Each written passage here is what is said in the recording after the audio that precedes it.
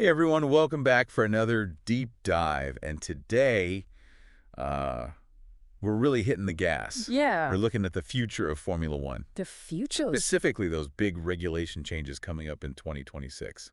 Absolutely massive changes. I think Christian Horner called it the biggest rules reset in F1 history. It's a big one. It's a really big one. Yeah, so buckle up. We know you love F1. Yes. And you're probably already thinking about what this means for the sport, so we want to break down all these changes in a way that makes sense. Yeah, try and get to the bottom of it and explain it all. Exactly. One of the initial concerns was that these 2026 cars might actually be slower. Really?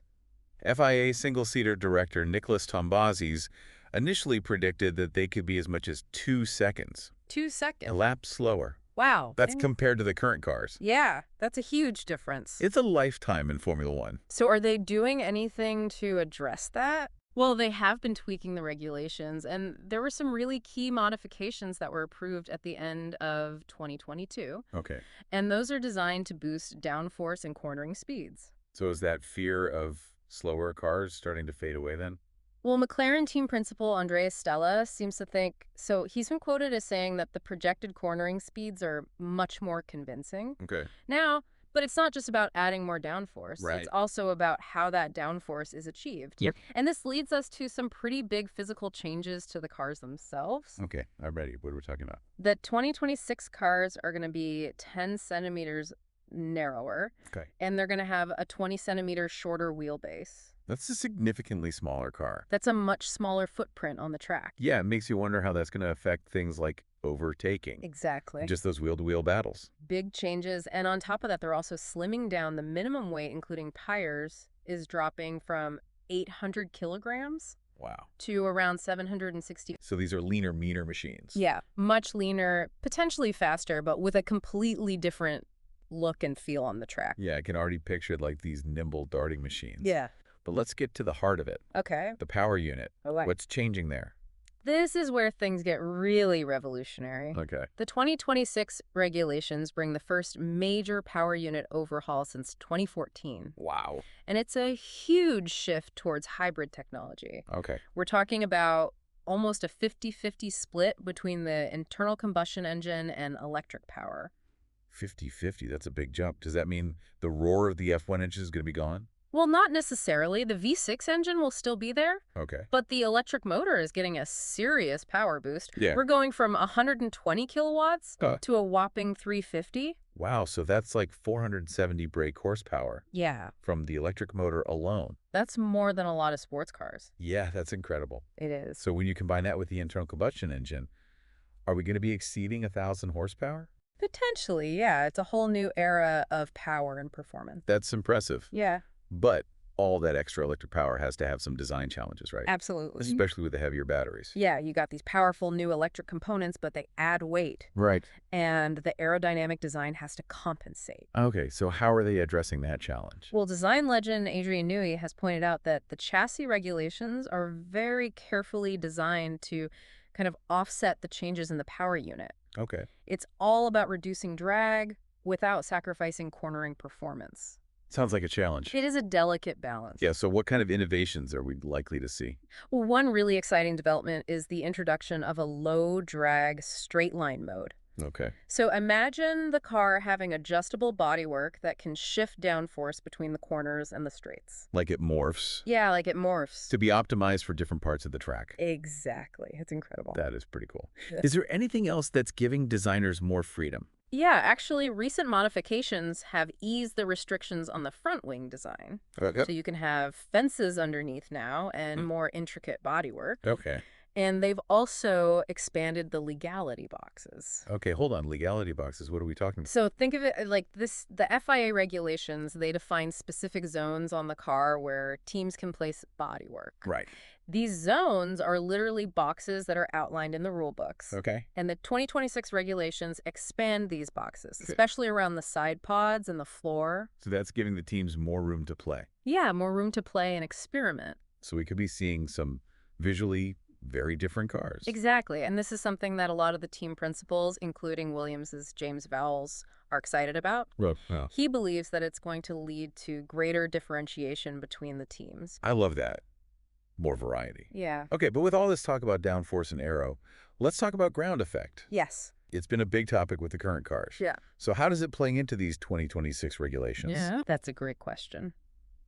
Ground effect is still going to be a crucial element in 2026. Okay. But with a twist, Okay. the FIA wants to reduce the reliance on the underfloor for downforce. Is that to combat the porpoising?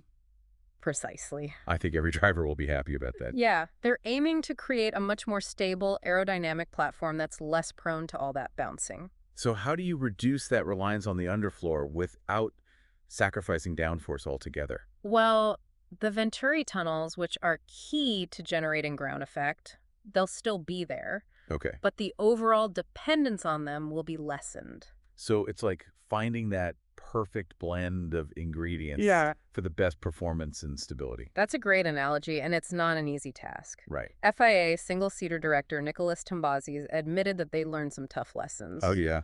With the current regulations, he said that they missed some tricks Okay. when it came to facilitating close racing. So are they going to get it right this time? Well, that's the goal. Speaking of close racing, that's been a major focus for the FIA, right? It has.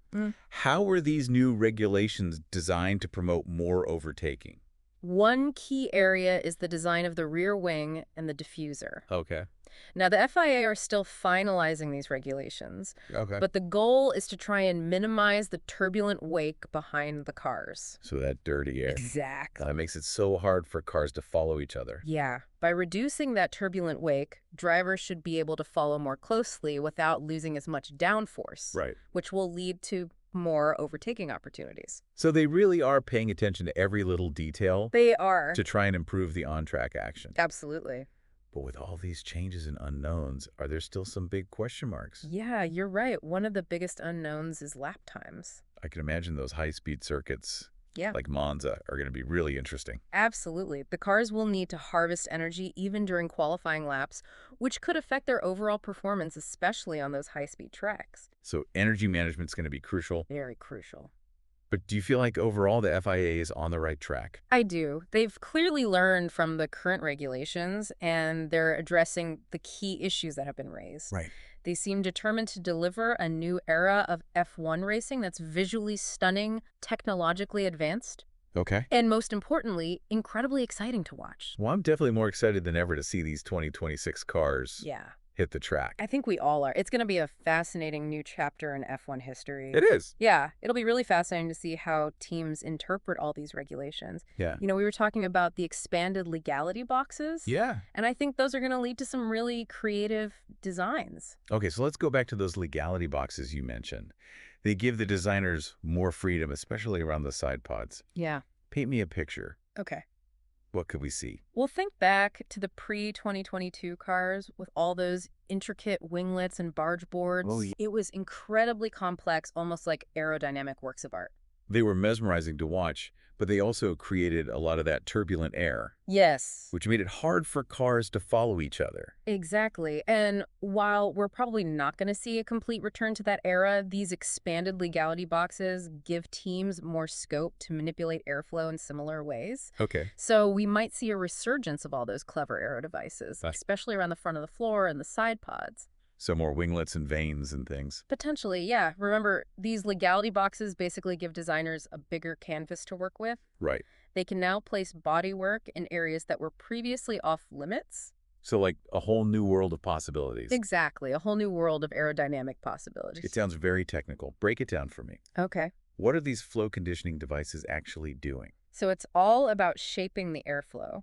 Okay. Think of it like strategically placing small wings and vanes to guide the air, almost like a sculptor shapes clay. And the goal is to make the air stick to the car better, which increases downforce and reduces drag.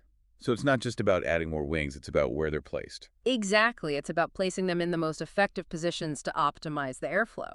So the designers has to be really strategic. They do. It's a delicate dance between maximizing downforce for grip and minimizing drag for speed. It sounds like a challenge. Yeah. Are there any other areas of the car where we might see some big changes? Definitely, the diffuser is getting a size upgrade in 2026. Okay. So it's a crucial component for generating downforce. Right. And this larger diffuser will help offset that reduction in downforce from other areas. It's like a balancing act. It is. Taking away in some areas and adding it back in others. Precisely. The FIA estimates that this larger diffuser will mitigate about half of the downforce loss. Wow. Compared to the current cars. And they're trying to make it faster and safer. Absolutely, and more conducive to close racing. Which brings us back to ground effect and that reliance on the underfloor. It's a key part of the 2026 regulations. It is. Do you think the FIA will be able to strike that balance? It's a tough challenge, but I think they seem committed to getting it right. Yeah. They've been doing a lot of research and simulations to make sure that these cars are less susceptible to porpoising and all that aerodynamic instability. You mentioned that Nicholas Tombazzi said that they'd missed some tricks. He did. With the current regulations, do you think they've learned enough to avoid making those mistakes again?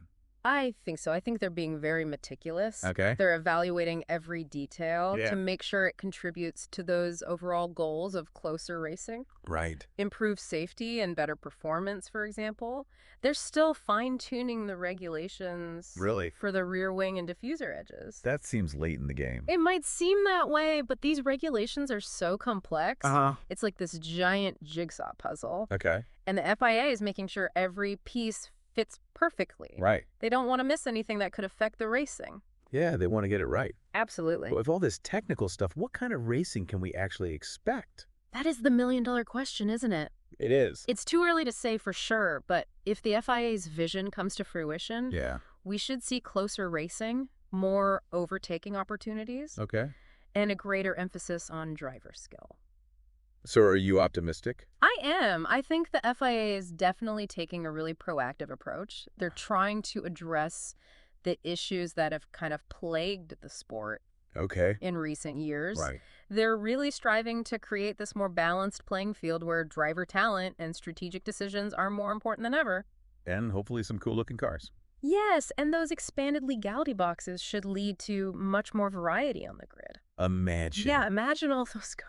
Different shapes and sizes. Oh, those bold liveries. It's going to be a feast for the eyes. It's going to be amazing. What about the sound, though? Yeah, the sound, that's a good point. What's going to happen with this new hybrid power unit? Well, the sound is definitely going to be different. Yeah. But I think it's going to be even more captivating. Oh. Imagine the high-pitched scream of that V6 engine combined with the electric boost. Yeah. It'll be like a symphony of speed and technology. You've sold me. Yeah. I'm hyped for 2026. Me too. I think we're on the cusp of a new era in F1. Yeah. And it's going to be incredible. It's going to be thrilling. You know, it's amazing when you think about all the work and engineering that goes into shaping the future of Formula One. It really is mind-boggling. Every little detail. Every tiny detail. From the diffuser to the wings. Yeah. It's all so carefully considered. It is a testament to the pursuit of perfection in this sport. It really is. And it's that evolution, the drive to push the boundaries that keeps F1 so captivating. Absolutely. These 2026 regulations are a perfect example of that. Yeah, they're reimagining the sport. Yeah. The DNA of the sport. And one of the biggest parts of that is sustainability. Absolutely. The shift to a 50-50 split between combustion engine and electric power is huge. Yeah, it's a clear signal that F1 is taking its environmental responsibilities seriously. Yeah. Which is great. It is. But does that mean sacrificing performance? Not at all. In fact, I think it opens up so many exciting possibilities. Okay. We're talking about exceeding 1,000 brake horsepower, potentially. Wow. With these hybrid power units. Yeah. And don't forget the impact this could have on road car technology. That's right. You know, the innovations we see in F1? Yeah. They often trickle down to the cars we drive every day. It's a ripple effect. It is a ripple effect. Starting with these racing machines. Yeah. And ending up in our everyday cars. Exactly. So for our listeners who are excited to see these 2026 cars on the track, what kind of racing can we expect? Well, if the FIA achieves its goals, we should see a much more level playing field. Okay. Where driver skill and strategy are the most important factors. Yeah. The reduced turbulent wake should mean closer racing and more overtaking. More of those edge-of-your-seat moments. Exactly, the moments that we all love. And hopefully some drama. Of course, some drama. And unpredictability. Unpredictability. Yeah. That's what makes it so compelling. Yeah. But the visual spectacle could be just as exciting as the racing. Absolutely. With more design freedom, we could see a grid full of unique and innovative cars. Yeah. Each with its own personality and visual flair. It's going to be fantastic to see. Bold liveries, intricate details. A real variety of shapes and It's sizes. going to be a feast for the eyes. It really is. Well, after this deep dive, I'm more convinced than ever that 2026 Yeah. is going to be huge for Formula One. I completely agree. It's a paradigm shift in the sport, Yeah. and it's going to have a huge impact on the years to come. A new era of technology. Technology, sustainability, Hopefully. and hopefully some of the most exciting racing we've ever seen. Yeah, it's been fantastic breaking down all these changes with you. It's been my pleasure. Thanks for your expertise. You're welcome. And to our listener, thanks for joining us on this deep dive into the 2026 F1 regulations. Yes. Formula One never stands still. It never does. And this is just the beginning of an exciting new chapter. It is. Buckle up. The future of F1 is about to get really interesting.